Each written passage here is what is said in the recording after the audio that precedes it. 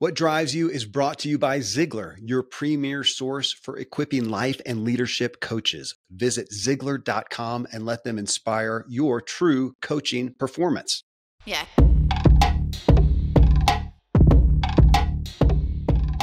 Welcome to What Drives You. I'm Kevin Miller, and just thank you for joining me as I talk with today's most influential change makers to uncover what truly drives them and extract the big takeaways from their insights so you can integrate that wisdom and leverage the power of your unique inner drive and wake up every day to your authentic, driven, and inspired life. In this episode, we continue this series on avoiding burnout. Now, my catalyst initially for this was Dr. Neha Sangwan. She's a doctor who just did that, burned out. Hopefully you heard the first show with her. Her new book is Powered by Me, From Burnout to Fully Charged at Work and in Life. I just saw that she was on the Today Show alongside Mel Robbins, and is going to be on Mel's show, and was on Gabby Reese's and Dr. Mark Hyman. So she's really hit a nerve with this aspect of burnout. Someone else who I know who is very well versed in this topic is Heather Monahan. We did a series on confidence just a couple months ago that I really urge you to check out. And Heather's a 2-time best-selling author, first with her book, Confidence Creator, now with her latest book, Overcome Your Villains, Mastering Your Beliefs, Actions, and Knowledge to Conquer Any Adversity. You can find those, of course, on Amazon. Heather's also the host of the Creating Confidence podcast, which you'll generally find the top 200 podcasts overall in Apple Podcasts. I encourage you to check that out on whatever platform you're listening to right now. Heather, thanks for being back with me. Kevin, thanks for having me on. Glad to be here. Well, I know it's a topic that you have dealt with a lot and have a lot of expertise and understanding and knowledge in, which, I mean, I do in burnout. Now, I haven't been in the corporate world where you have, not to say that that's where it often happens, but it seems like that's where we hear about it most. And I wanted to get, kind of your highlight take on this concept of burnout. And first off, what you see it resulting primarily from.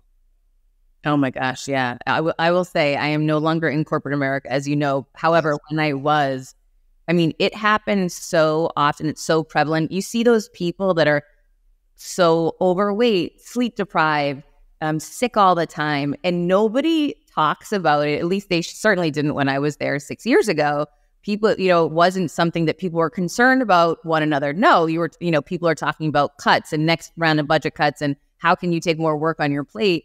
And just watching people fall apart right in front of you, myself included, I went through a period where I threw my back out. I had hair loss. I had all these things going on and never once stopped and thought that, it was burnout and from the lifestyle specifically at work that I was living. Well, I am enamored somewhat with any topic, with what our cultural kind of perspective is. And I think we're often missing it. I know with this one, with burnout, the consummate thing that even I used to think about was, you burned out because you're just working too much. And that's the one where I realized, and I'll credit Richie Norton with him saying, this was months ago, he says, man, he said the people that I am most inspired about, they work a ton, but they just love what they do, or they find purpose. And give me your thoughts on that, on what is really causing burnout, what did for you, what you have seen with other people, what's at the root of it? I think that could be different for everybody, right? So a couple of things. When I was younger and I was an equity partner in corporate America, I worked 7 days a week around the clock. And that forced me, or I chose to give up working out in exchange for business. That was a horrible decision that physically put me at a deficit so that I didn't have the same energy levels as before, right? So I didn't know it at the time, but I was sacrificing something so important to me for my energy, for my well-being, for my sleep. And it took almost a year for me to get it. And I remember thinking, I don't feel well anymore. I don't know what's going on. I liked what I did. I liked the people I worked with. I was under pressure, but I was always under pressure. And then finally one day I thought, oh my gosh, I don't work out anymore. I loved working out in my life. So I very deliberately said, I'm going to start working out at this boot camp or whatever. Like, I committed to, held myself accountable, doing something. I ended up becoming an instructor there at this place within like 2 months and loved it. And so suddenly I was still working a ton, working around the clock, same job, but I had so much more energy and I was feeling so much better because I was prioritizing my health. So that's like one instance where poor decisions and sacrifice for work where you think you're doing the right thing. Actually, I was a shell of the person that I ended up becoming again when I got back to what I love doing. So that's one element. Another thing that I remember vividly in corporate America when I was in the C-suite is working side by side with a negative person that didn't treat me well, that I didn't have the best boundaries with. Over time, I didn't notice it overnight, but this is when I threw my back out and started losing my hair. I didn't notice it because it wasn't like a light switch where it's like, that's it. No, I just started not feeling so good about myself. My sleep was disrupted all the time. I didn't feel energized when I got home. I started not liking my job slowly. Again, it wasn't overnight, because then in some instances, I'd go to a certain event or be with certain people and I loved it, but then I'd get back around this negative person again. And I didn't realize it was seeping into every area of my work environment, my work life, to the point where I started hating going to work, right? So, but it wasn't necessarily the work I was doing. I used to love it. It was allowing one person at a really high level, close proximity to me into my world that really changed everything dynamically. Well, that's why I had you on. I figured you'd pull some new stuff out of this. So what I'm hearing, one, is that even in work that you found, I'm going to say purpose in, or you enjoyed, either way. So the work itself was good, but if you kind of the too much of anything is just too much, even if it's a good thing. So if you did that at the sake of giving up the other key areas in your life, that's a resulting possibility of burnout. So for those of who are here and who are in something they love, if you're doing it at the sake of, well, to you, your health and wellness. So, hey, man, the job's great. It's inspiring, making money, having fun, whatever. But over here on this side, you're going to tank if you're not taking care of your health and wellness. Seems pretty simple, but is highly prevalent, obviously. Yeah, but you know what's so interesting? I just thought of a woman in mind specifically. She's sick all the time, like colds, definitely had COVID multiple times, definitely had something all the time. But she thinks it's so normal that she's always like, you hit the lucky genetics club, Heather, which I did not hit the lucky genetics club, right? And it's so funny. It was just on a Zoom earlier today for an interview for my show with a doctor. And he was talking about this, that so often we just want to attribute it to other things instead of looking at it for what it really is, our choices, our decisions, the sacrifices we make or not make. But we get in these routines and we just start to expect it. And we think that it's just the way life is. Well, it's not. Well, it's got to be a highlight right there with burnout, like a lot of things, like anxiety, like whatever, that we have just normalized it. And so I'm supposed to ask you, especially if you're, at a seemingly high level, how's work? Oh, overwhelmed, busy, whatever. And there's your credibility. When's the last time? Well, I'm going to ask this. I think you're privileged as I am to run in some good circles where you probably do hear this, but for the norm to go out and ask somebody, how's work doing for them, to go, it's great. It's great, man. I'm having fun, but I'm enjoying life on this, outside of that, and just kind of good. I got time. What's happening with you? It's just not that. We've normalized the expectancy that even with decent work that you are strung out. That may be one of the worst culprits. Oh, yeah, I totally agree with that. But we do know people that actually feel like that are so happy. But conversely, this is interesting. I was an equity partner in my early 20s, and my other partner funded everything, and I was a sweat equity partner. I went out and did the work, and we've remained close my entire career. Very, very wealthy man. It's interesting. He DM'd me a couple weeks ago, and I had posted something. I had a board meeting, and I had posted something about the board meeting and how amazing it is being on a board because the people you work with that are at such a high level, and the work you're doing is, visionary work, and it's so exciting. And he DM'd me, and he hasn't worked in years. And he said, hey, is there any way you can throw my name in for the next board seat that opens up? I need to re-engage again. I'm not feeling like myself anymore. And I think that's almost like the opposite of burnout. He's just been sitting around and being complacent. And yeah, golf was fun for a while. But now he's not challenging his mind. He's not doing purpose-driven work. He's not feeling excited.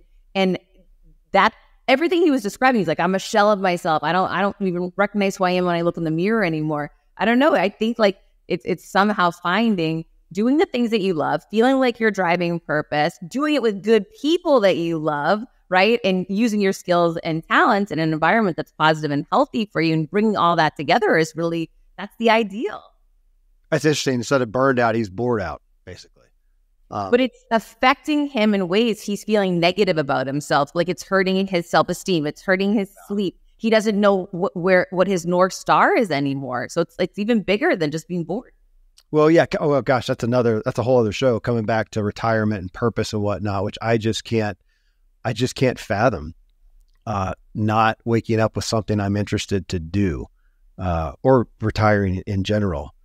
On your negative person, and you said you didn't realize what it was doing. It reminds me of the old concept of, it's kind of a cliche that somebody used of, the big earthquakes and tsunamis and whatever, these big destructive things are what gain the media's attention. But it was like some research thing, but in a normal year, a lot more damage is done by termites, by those little, seemingly insignificant things. And yeah, I wonder on burnout, the stories that I have heard are not so much like the big, blatant, huge, terrible thing that happened that led up to burnout. It's just this over time, these little nagging things like you talked about with negativity that all of a sudden got you to a perspective of not liking your job that was totally wrong. How many people have seemingly burnt out of a good thing, and it wasn't the thing, it was the side termite. Fair? Yeah, no, that's so true. However, like I look back, I complained to people in my inner circle, like my tight inner circle. I complained about this woman. I knew she was bothering me. So I can't pretend that I had no idea. I just did not know to the extent. And that's for anyone listening. Oh my gosh, if you have someone that is like slowly, really getting to you and grinding on you and you're trying to ignore it, stop ignoring it before you have health problems. Stop ignoring it before you start experiencing serious burnout, because it can affect every part of your life. Like you said, these little termites, these little issues that are out there, whether it's toxic culture or toxic person or work that you hate doing, right? Like you see people who are in accounting, but they're supposed to be in art and painting. Totally. And over time, they've lost like their excitement for life. It's affecting everything. And you're doing something you're not meant to be doing. And the sooner you can accept it and say, okay, I don't know what the answer is today to get out of here, but I've got to start working on it. That is interesting. And I'm actually trying to look up something that you reminded me of. Yesterday, I saw this. I don't remember who wrote it. It's a quote. Let me read it here. And it says, because what you're getting me to, I'm jumping to the gun before I give the preface, is misalignment.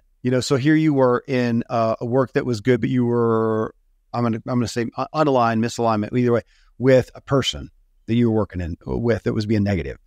That how many different things can we be out of alignment with that could lead up to this?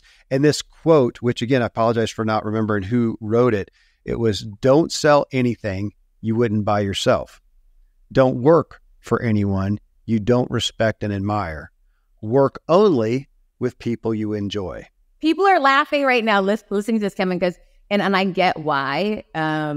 I didn't think I had a choice back then, right? Like if you wanted to make it to this level, of course you're going to be working with some asshole somewhere. That's just reality. And you know what? It's different when you work for yourself, and it's different when you have a lot of experience and expertise. You have that ability and that knowing to say, I'm not sure exactly what I'm going to do to replace this client or replace this business model, whatever, but I'm going to figure it out because I'm going to bet on me. And I know riding with people like this is not going to pay off for me. I know that the hard way. So I do make those decisions now. But that's not something, especially when you're younger and you haven't seen the movie yet, or you don't have all that confidence in yourself yet, it can be difficult to actually embrace that as a truth. Well, and okay, so that can sound idealistic and maybe like a luxury. And I do give kudos to the person because I've done it, you've done it, where you went in there and you made something happen, even amongst some hard things, and you gained a level and it got you to the next thing. And that's great. But to commit to that long term, kind of like even the survival mode that everybody's been in, and you do the work to just pay the bills, man. And whatever it is, you'll dig ditches. It doesn't matter. That's awesome. You're a hero for doing that for a time. Now to commit to doing that for the rest of your life, it is going, and I think that what hits me, like these three things, if you do that long term, it's not benign. It's going to take a toll. It's going to manifest somewhere. And in this case, it could take you out of a great job. Or it could just, regardless, it's going to take you out, kind of like you did, before. I mean, we could add to that list, Also, even if you have all those three great things and you do them like Heather did back in the day, 7 days a week at the exclusion of everything else, that's going to take its toll as well. That's no different than, I see these people. I remember growing up, I had a friend who her father was incredibly successful, like financially, right? In C-suite, a massive, massive, massive company. And so everything on the outside looked perfect, but he had a stay-at-home mom that was with his 2 kids all the time, and he was never there. Cut to, I remember I graduated college, and I always had a great relationship with him. I ran into him somewhere, and he started crying as soon as he saw me. And I was like, whoa, bro, what's going on? Like, get it together. Are you okay? And he unloaded on me that I was gone all those years, that I barely saw you kids. And here I was just his daughter's best friend. I barely saw you kids. I missed so much of your life. I regret that so much now, because he just retired or was getting ready to retire. And it was so interesting that to see visibly how these decisions he made, these sacrifices he made, which I'm sure started with he wanted to provide for his family and he wanted them to have a good life. It got ahead of him in some way that he ended up walking away from, what he truly wanted. And to watch him suffer, like on a random Saturday running into me like that wasn't normal, right? To have someone that you hadn't seen in a couple of years to start crying when they saw you. It was just interesting to me, like these choices that we make, we get caught up in doing the right thing at first, and then it gets away from you. And, you're next thing you know, it's 5, 10 years, 15 years later, and you're looking back and you're like, why didn't I pump the brakes before? That's such a great point. It's so pithy to say, but I'm going to say it anyways. I mean, if we had somebody who, or if I came and said, man, you asked me how things are going. I mean, that's awesome. I'm getting so much acclaim. Let's say I'm getting acclaim and status and whatnot. And you said, great, and making good money. No, man, none. I mean, hardly any. I can't even keep the lights on. I think you'd say, well, that's probably not going to last, or maybe not be the wisest thing. Now, if we flip that, and this is the pithy part of it, and say, how's the job? Oh man, it's hard. It's, overwhelming, 7 days a week. It's just a grind, whatever. Gosh, how's it pay? Holy crap. Off the roof, man. It's like, we're like, cool. Yeah. For you. Yeah. I mean, again, it's pithy to say, but I mean, culturally, we will accept the success. I mean, gosh, we could take that beyond a lot of things, success in any way. We almost expect, gosh, is that another norm? We expect with great success, normalize some significant collateral damage. Yeah, sadly, I think that is true. It's so disappointing to hear. And I don't know, the older you get and the more you see people, I define success differently now than I used to. When I was a kid, it was just financial. That was it. But now health is like number one. Relationships with their family. I can't imagine not having a good relationship with my kid. Like if that was happening at the cost of having success at work, then that's not the right combo for me. Like to me now, that's a big red flag. This isn't working. Like we need to adjust. But at different points in your life, like you said, when you're trying to pay the bills or whatever, you kind of tune out of that stuff to focus in on what it is you're trying to achieve. But any of those situations can arrive in someone being burnt out because you're not embracing your whole life or you're ignoring parts of your life to just get through a window of time, which can be devastating. Okay. You said time. Isn't that, sometimes I'm on fire and I can recall everybody who said whatever. Today I'm not getting it, but I remember the point that somebody made. And it was drawing me back. Maybe you saw this too. And it was, they showed a billboard of kind of like maybe like a cigarette ad way back in the day, but it was, some successful person on a yacht, smoking, and it was about kind of leisure and like they'd made it, and leisure. And they said today that same billboard would show the person in a car with a driver on a laptop, talking on a phone, doing a Zoom call, all this busy stuff. And we don't have leisure over here. We don't have, rest, Sabbath, whatever you want to call it. And it's interesting because, I mean, I want to brag and say I'm kind of at a place where I got plenty to do. It's not like the calendar's empty, but I've got time. And, every once in a while I'll have somebody go, hey, man, you got a minute? Oh, yeah. I've had people, text me and, I got this thing. You think at some point we could talk? And I'll go, now? And they almost don't know what to do with it. And I almost feel ashamed too. Like apparently I don't have enough going on that I actually just have free time right this second. You ever felt that? No. All right. No, but the difference is I'm newer in my entrepreneurial journey than you are, I think. So it's like, for me, I'm just not there yet. I can't wait until that is my situation. That'll be incredible. But you know what? I saw it differently. When you painted the picture of the guy on the yacht with the cigarette, and then you juxtaposed it with a guy being driven on a cell phone on a computer, to me, I saw it as now we know the long-term impact of cigarettes. We didn't back then. Okay. Fair. We don't know the long-term impact of having a cell phone attached to your ear and a computer on your lap 24/7. So to me, immediately, I was like, oh my gosh, that's such an interesting juxtapose, because we just don't know yet. Like, what will, 50 years from now, people be saying, oh, can you imagine that's when they used to have a phone attached to their head everywhere they were? It's funny. I'm looking at my email, literally moments. I'm sure you get this all the time. People, inquiries from agencies to have people on your show. And this is one from a guy, and it's about the latest addiction. And it's just what you said, all the cell phones and whatever. I'll have to check it out now because you got me interested in it. But it was about that. Need to have them on. Yeah, I probably need to have them on. Well, and I say that, well, go with me here, though, when you look at the people that you would say have success in their life. Because mine is somewhat too. I just don't I feel confined by too much structure. So I try to leave open time that works for me. Now, I know other people who work relatively very little as far as actual work in their business. They're working far less than a lot of people who have a lot, less success overall. But they do keep a very tight schedule, because right here, this is meditation time. This is, I'm going to make it up. This is golf time. This is gym time. This is work time. This is Zoom time. This is family time. This is date night. This is whatever. And so you don't call them and just get them out of the blue like that. They have it scheduled. But I'll find these people, and they're busy. They're entrepreneurs now. They're busy. But oh my gosh, they don't work constantly. They're just doing stuff constantly. And they're doing stuff that they love as well. They're doing a lot of life in there outside of work. Fair? Yeah, I do think that's fair. But gosh, listening to you explain that, I was like, oh, I can't stand that person. Anyone that schedules their whole entire life like that just sounds so boring to me. That's what I love about life. You wake up in the morning and you get this crazy email that comes in and you're like, oh my gosh, this is what an amazing opportunity. I don't know. I love that the newness of every day. And I don't know, to me, that just sounds painful.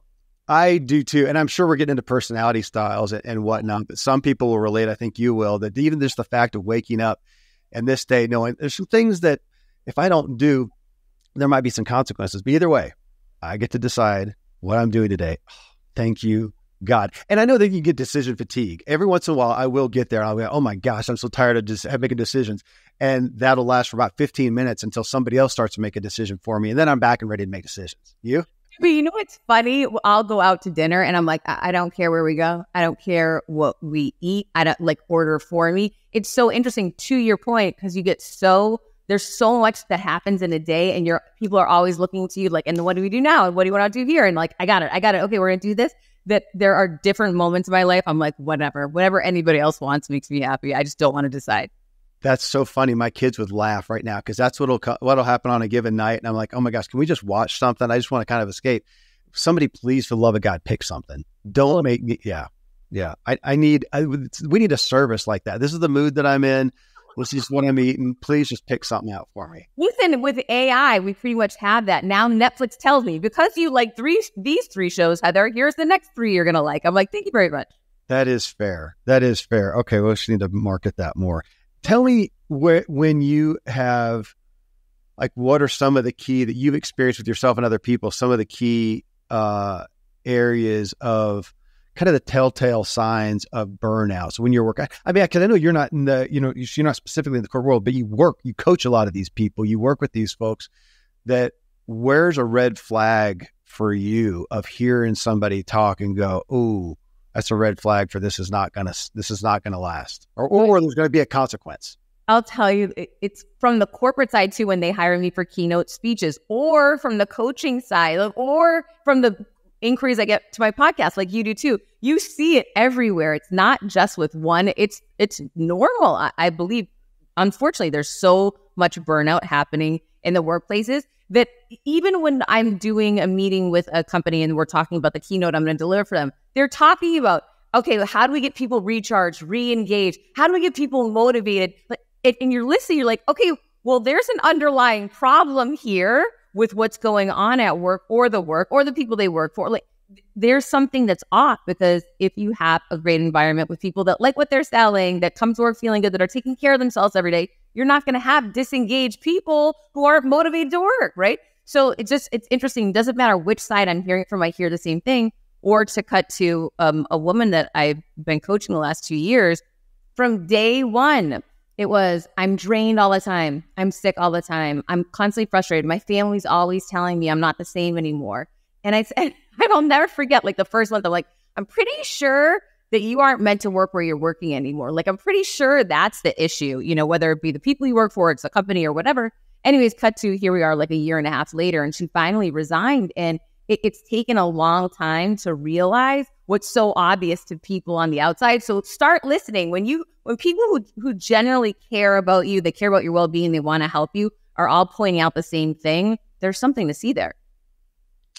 Well, it sounds, this in Neha Sangwan, she talked a lot about this, just our lack of awareness for ourselves, our lack of awareness for looking at I asked about red flags, of seeing the red flags of ourselves, which I didn't. So I remember starkly my own burnout, and it was bigger than work. It was kind of a life burnout based on my overall feeling of, I'm going to call it, I don't think I've ever said this, Heather, over responsibility. That sounds altruistic. That sounds kind of hoity-toity righteous or something like that. But it was feeling like I'm responsible for everything and kind of wanting to. I think that was my badge, is be Superman. And whether it was my family, my work, my whatever, and then just realizing, holy crap, I'm bitter. I'm not enjoying this. I guess that was the big tip off for me. But it took years and years to get there, because I guess I had normalized that. And I guess what we'd say too is I was getting a payoff over here. I was getting a payoff for it. So it was wearing me down. But the payoff was, it was signing my badge of Superman. So and I did it until I couldn't, which I guess that's a good definition of burnout, eh? Yeah. That is burnout. That's burnout right there through your lens. So looking at, you said disengaged, that you find, so you're being hired to speak on your topics, confidence and whatnot. And yet what you hear are testimonies to these folks are not engaged, and you wonder why. Now you mentioned, so are they there and they don't like the people? They don't like the environment that they're in, or are they not fitting well in the role that they may be in within the company, or do they not? I know that I feel like more and more we're not, as a culture or in the workplace, not as much connected with the end product or service and what our, would you say contribution? Like we're not connected to an actual contribution other than, well, I guess we're back to money then, if that's all we're doing it for. Yeah. Yeah. Listen, it's that's really all about self-awareness, though, that the majority of people aren't, before when they wake up in the morning, saying, let me think about my bigger purpose today and what I'm going to encounter. Most people are rushing out the door, getting their kids fed to make it to work, to not get yelled at so you're not late for a meeting. All of these habits without being self-aware, without stopping and journaling, without stopping and recognizing how it's impacting how you feel. So often we go to meetings with people, we walk out feeling depleted and exhausted, and we don't stop and say, wait a minute, I probably shouldn't be interfacing with these people again in this manner. This isn't good for me, right? Like we just do the thing you're supposed to do. And it really, to your point, it goes back to this self-awareness. It's incredible when you get in the machine and you're in the 9 to 5. It's so driven by that. Where what is different, I believe, as an entrepreneur, is my number one thing when I wake up is I need to pray, I need to work out, like all the things I need to do to be my best self. I never thought like that when I was in corporate America, because it felt like I was handing the keys of my life over to somebody else. And again, not every company is like that. Not every person is like that.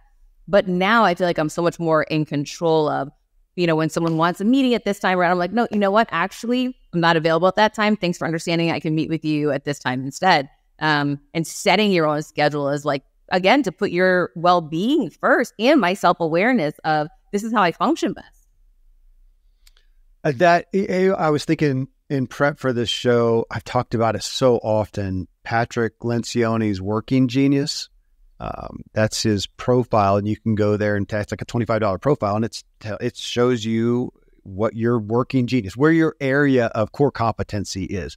For instance, like mine is wonder, WONDER, like wonder, like to take an idea and a thought and go, oh, let's create something here. And then my second one is invent. I want to invent something to fix that or to meet that need. That's where I need to be the majority of the time, if I'm doing something else, I'm not in back to alignment. I'm not doing what I'm not, the other aspects of, and these aren't the ones he uses, but, like administrating things or even maximizing things, coming in, let's take it and go further. There's so many things that maybe I've got something to offer, but it's just not, it's not the best role for me as a majority of what I'm doing day to day. I need to be in that's his call it, be in my working genius. If I'm going to, and I guess we hadn't said this, Heather, if I'm going to thrive. I mean, isn't that the difference we're talking about? We can do X and survive long term, but if we really want to thrive, I'd say, we keep talking about inner work and outside of that, that's really at the heart of this. Yeah, I mean, well, it's that decision. Are you willing and ready to risk change to live that life that does look like thriving? Do people even believe that's possible for them? Sadly, so many people don't. Yeah. You said control.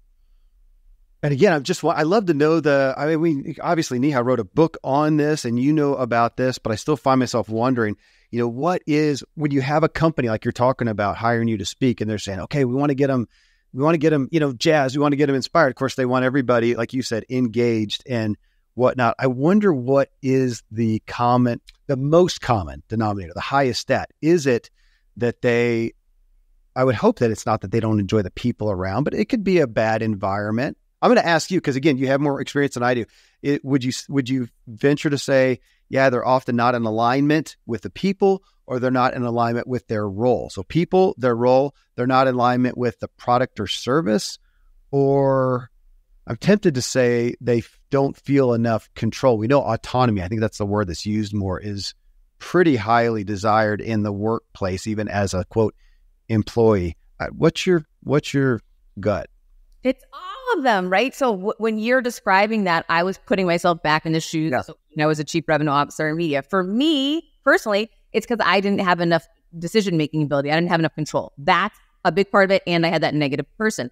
But then I'm remembering some of my employees, they were longing for the past when the industry that we were in was in a growth moment.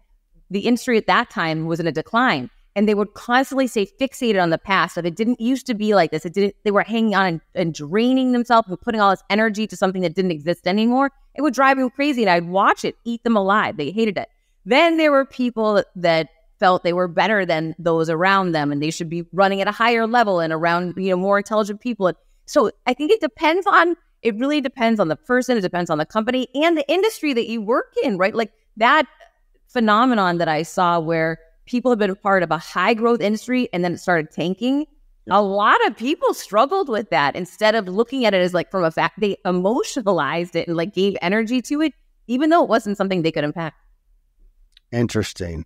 You said something that made me think too of, well, you said earlier, you feel like we're seeing burnout. You're seeing burnout. It seems more than ever. I also wonder, outside of all those aspects, because somebody goes and checks those off the list, goes, no, I think I'm okay. But I'm still kind of feeling it, is just the pace. What do you think? I mean, I'm curious about that as we look at, now it's AI. Everything's going to make everything, quote, easier, more efficient. And I look at it and go, it's just going to make things go that much faster. So now if that thing that I had to write, which normally takes me an hour, I can use AI and it takes me 10 minutes. Well, I'll just write 6 of them and take the hour up fully. I'm just going to speed up, and as opposed to, and so I wonder about even just the pace that we've allowed, because everything's immediate. Everything we can always do more right this second. There's no reason to wait, no reason to take a break. That could just the flat out, everything be seemingly good, but just the pace that we have normalized be a decent factor.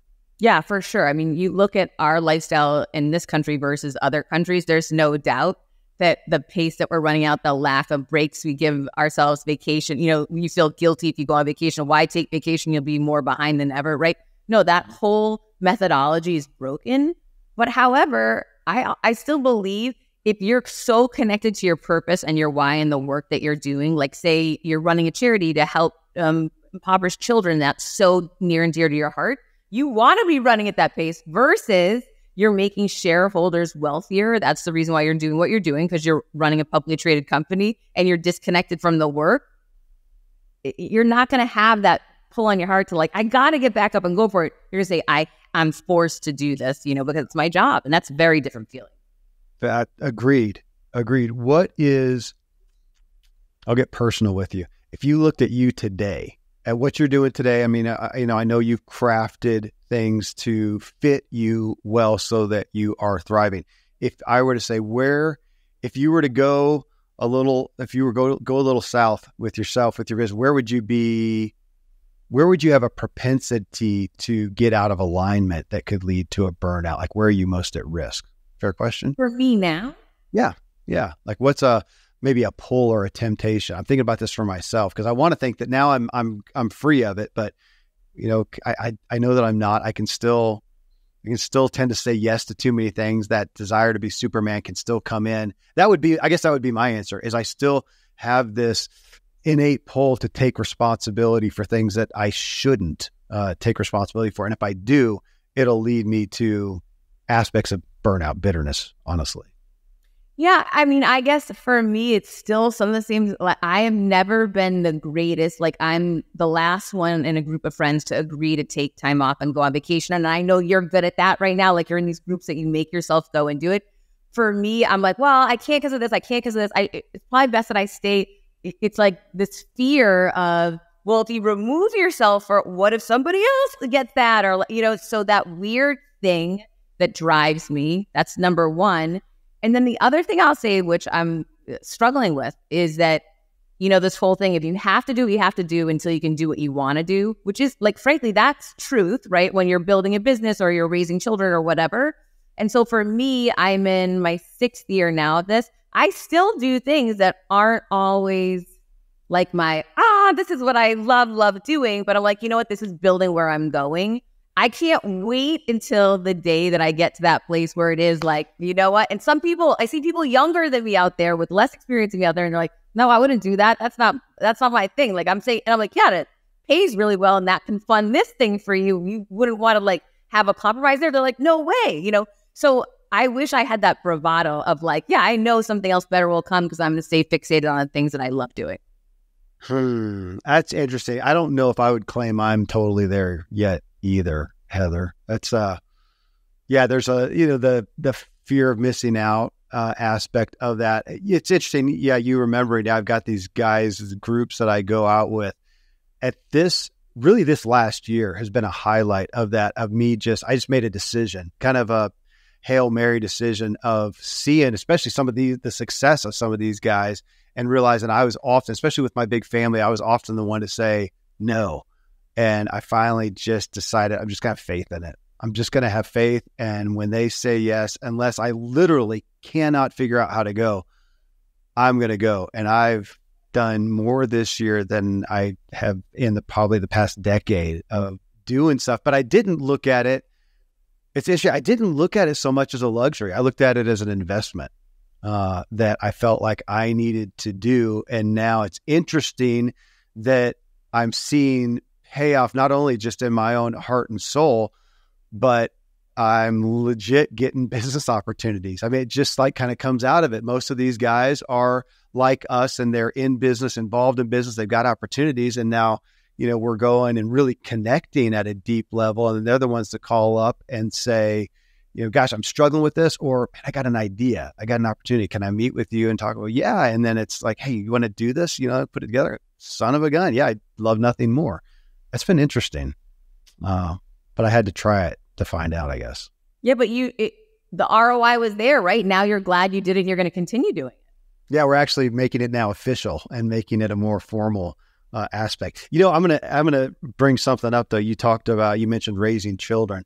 Here's another area where this concept of, I'm not gonna say so much burnout, but just being in alignment comes in, and I'll throw it to you as a mom, as a parent. As you look at your son, how do you find yourself leading, guiding, influencing him towards what you think will help him be fulfilled? Listen, and you know this better than anyone with as many kids as you have. So kids don't do what we say, they do how we live, or like you can teach whatever you want, but listen, if I was preaching to him, do what you love and go for it every day, but I'm still in a job in corporate America with a woman that treats me like crap and I cry at night, he's going to be like, yeah, lady, whatever. Well, you don't know what you're doing. However, I've taken massive risks. So and it's funny, it's the small things I believe that are showing me like these signs that, he's picking up some good things, or he's like picking up some things and he's turning it into his own. Here's an example. Number one, he created a vision board on his own with him in the NBA. And I saw it one day. I'm like, and I don't have vision boards, right? And I said, where did this come from? And why did you make this? He's like, because I'm going to the NBA and I'm going to remind myself of it every day. And I'm going to have that vision every day. And I'm going to see it every night when I go to bed and when I wake up and blah, blah, blah. And I was like, oh, I'm so here for this. This is so incredible. So that was like one thing. I'm like, oh my gosh, he's living it. And the other cool thing he did the other day, that there's a lot of them, but this one just sticks out to me. I got home from a work event late the other night. He was asleep, and I read an email when I got home from one of his teachers sent to the parents, not to him. And it said, your grade is not very good right now. Dylan's grade is not very good right now. I thought you parents would want to know. He has missed homework assignments. He has this, he has that. I was livid because I had my son's always like, I'm doing great at school this year, and he has been. And so I'm like, oh, this is crazy. So I take a screenshot of it and I send it to his phone so that when he wakes up in the morning, he's going to see it. I'm like, hey, talk to me about this first thing in the morning when you wake up. Well, anyways, he comes out and he says, Mom, I'm telling you that's not accurate. He had COVID. And he's like, I was out for a week. Everything she's citing is from work when I was out that week. I'm telling you this is wrong. I'm like, well, what are you going to do about it? He goes, I got it. And I said, okay. So this was the coolest thing. He's 16. Halfway through that day, he CCs me on an email to the teacher, and it was so incredible. He's like, Mrs. blah, blah, blah. Thank you so much for the correspondence with my parents. However, I have a couple of questions, and I happen to disagree with your findings. And again, he wasn't rude. He wasn't disrespectful. He was direct, and he wasn't apologetic about it. And then he listed the dates that you have in question here are from when I have a doctor's note, and I actually had COVID. If you're not aware, I will make sure to get that note to you again. Would you agree that that clarifies this issue and that we no longer have an issue there? Number two, if you don't like the situation with my notebook, could you show me what success looks like so that I can model against it? I'm not sure what I'm doing incorrectly here. As always, I appreciate your help and look forward to meeting this afternoon. I loved it. It was one of those examples of like that I didn't have when I was younger. Don't apologize that you have a different perspective. Own who you are, be respectful, ask people for help and look for solutions and move forward with it. And I was so proud of the way he handled it versus, oh gosh, I don't know why you're upset with me, and I didn't mean to do anything wrong. Like he handled it like an adult, and I was so pleased. Well, I just love you testifying, if I heard correctly, that those aren't things, the vision board and that type of response that you specifically guided him, taught him to do, but you're aware that he has seen you act in a similar manner. Right, but it wasn't exactly like me. It's things in the arena of me, but right. Through the lens of him, through his personality, which made me that much more happy. Yeah. Oh, I love you saying that because I got the benefit of having 3 kids early on and we thought we were done. And then later on, had more. So I did things with the first 3 that I realized later that didn't produce great fruit, in and of itself. And later on, they told me, yeah, that's not that didn't work. What did work? And now we get to do that with the younger. And it's really a lot to that. It's not the stuff that I preach. It's the stuff that I do. And man, you know what, Heather, we can talk about parenting. It's my show, so we can just go where we want to, but it has been one of the biggest epiphanies, I should say, is so much more to what you said than what I have taught them about, going forward with purpose and going forward in things that fit them, is just them seeing me do the same and me going after. The kids have loved seeing me take off and fly to Mexico with these guys and fly to Jackson Hole and fly this. They're like, dude, Dad is living it. And I'm, because I'm still feeling like, gosh, really, I'm taking off and, leaving the family and spending money doing this, whatever. And the kids just love it and testify that it inspires them to do that in their lives. Exactly. Through the lens of whatever that looks like for them, but it gives them the freedom and the permission to say, you should go pursue your heart and live your life. And back to what you said earlier, that showcase, I do find myself going, it is not a luxury. Guys, you're here at home, you're taken care of. You have the chance to go out there, call it privilege, whatever, but you go out there, do whatever you want. Why would you pick something that sucks? Why would you pick something that's not aligned with? Now, it is my job to help you the best I can to just know yourself, not tell you what to do. You mentioned, spirituality earlier. There's that old quote of to train up a child in the way that they are bent, the way that they are bent. Not that I bend them, but can we take that? It's interesting. I've never thought about it or talked about it like this before, Heather, but why don't we take that for ourselves? Am I training myself up in the way that I am bent? Do I even know how the hell I'm bent? I guess there's step one for avoiding burnout, eh? Right. That goes back to what you said, though, about the self-awareness and giving yourself that time to think about these things that people think that's a luxury. There's plenty of people that I don't have that luxury of that kind of time. That's a necessity. Yeah. Heather, thanks. I knew you would pull new stuff out of this. I appreciate your insight and your enthusiasm and your candor. So just a gift to be back with you. Thanks for you know what? I've got, of course, I'm going to tell everybody to go get the books. I'm going to list those off in just a second. But do you got anything new going on? I should ask you this at the beginning of the show. Anything new going on you want me to direct people to? Anything you're offering or anything? I just dropped a course for Tony Robbins and Dean Graziosi's mastermind. I'm super excited about that, working on a bunch of other things. But you can always find my stuff at heathermonahan.com. Well, yeah, heathermonahan.com. Again, go find Overcome Your Villains, the book at Amazon right now. And everybody who's listening right now, wherever you're listening, go to the search thing and put in Creating Confidence, and you will find Heather's show there. Again, it's usually in the top 200 of Apple podcasts overall, which I am admittedly envious of. I'm working to get there myself. But thanks for tuning in, everybody. If you enjoyed this and got benefit out of it, let us know. Leave a review on Apple or Spotify. You can see this, watch us here on YouTube or social media. We'll do all the clips and whatnot, and find me at Kevin Miller, CO. And if you want to learn how to master your own inner drive, get my book, What Drives You, on Amazon. And until next time, stay driven. Yeah.